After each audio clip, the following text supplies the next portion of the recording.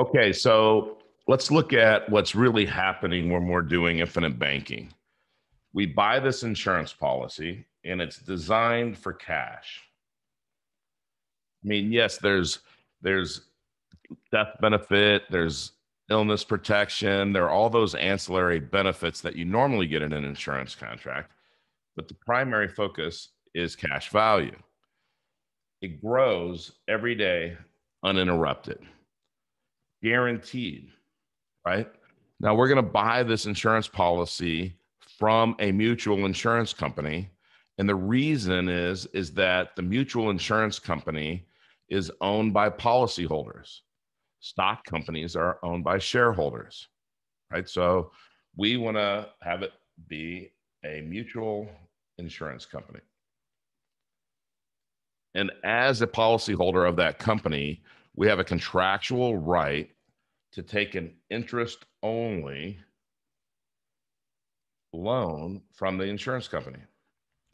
Now, here's where a lot of insurance agents don't understand what's happening is when we take that loan, our money is not going anywhere.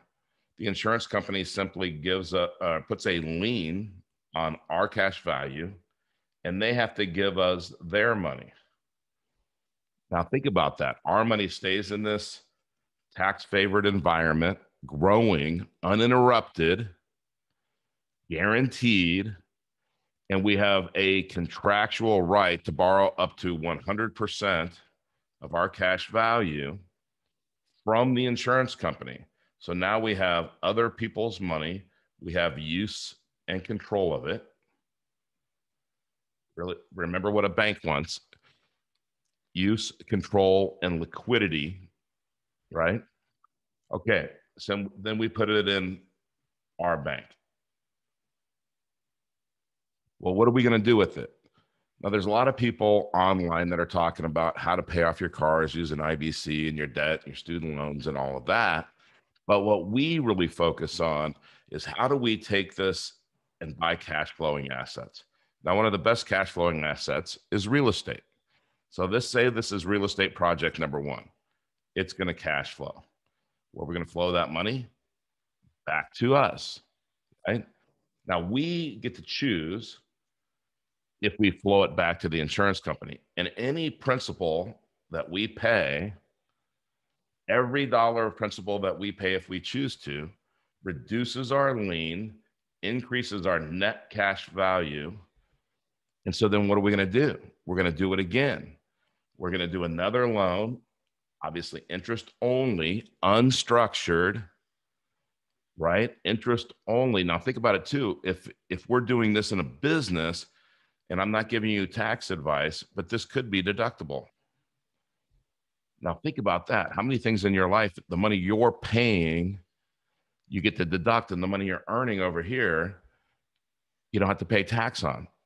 Okay, so we take this other loan, right? Our second loan, and we buy more real estate. It cash flows. Flow that back to us. We can flow it to the insurance company if we want to. It reduces the lien, increases our net cash value, and we just keep doing this over and over again in an unlimited amount of assets over here. Remember, we believe in buying assets, not instruments, not Wall Street instruments, because what we really want is cash flow.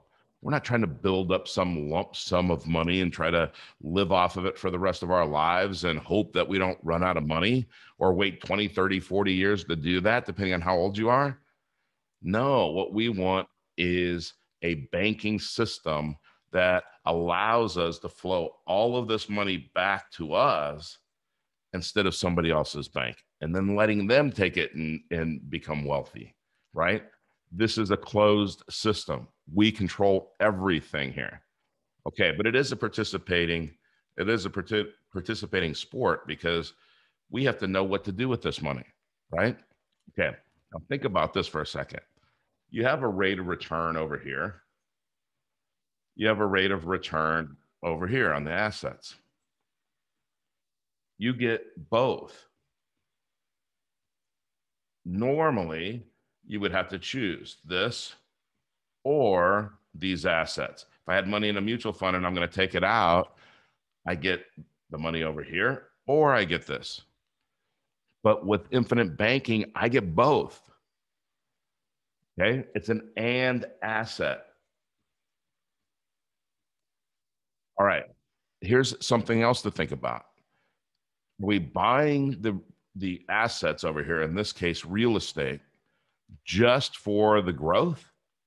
No, we're buying it to cash flow because pretty soon we're going to have so much cash flow coming in that's going back into the policy and paying all the policy premiums and everything else that we're going to need to expand and have more policies to have more capacity because all of our assets are going to pay those premiums, not our income. Okay. So the other thing that we're going to have is rate of cash flow. That's a return on our banking system, our infinite banking concept, right? The other thing that we have is we have legacy rate of return. Because someday we're going to graduate from this world and there's going to be a tax-free death benefit paid. Well, when that happens, there's a rate of return on that. But here's the cool thing. Now, remember, this is the money pool, and this is what so many people on the internet are focusing on. These are the assets that we're buying. Okay, there's plenty of people to give us advice on that, plenty of books to read, plenty of experience, plenty of people to partner with. But right here, this is the key, the process. This is the key to infinite banking. This is what we coach at Create Tailwind. We're going to coach you on how to do this. We're going to show you and how other people have done this. In the insurance contract, yes, we're going to set up the insurance contract in the most favorable way so that you can get as much volume through your banking system, not focusing on rate, focusing on volume. If you want to learn more about this process, then go to our website, createtailwind.com, and there's a button there to book a consultation. One of our guys will call you. Now, when I say guys, it could be a man or a woman. One of our counselors will call you and set up an appointment to discuss how you can do this. And it'll make a difference in your life. I promise you. Thank you for watching, and good luck building your wealth to financial independence.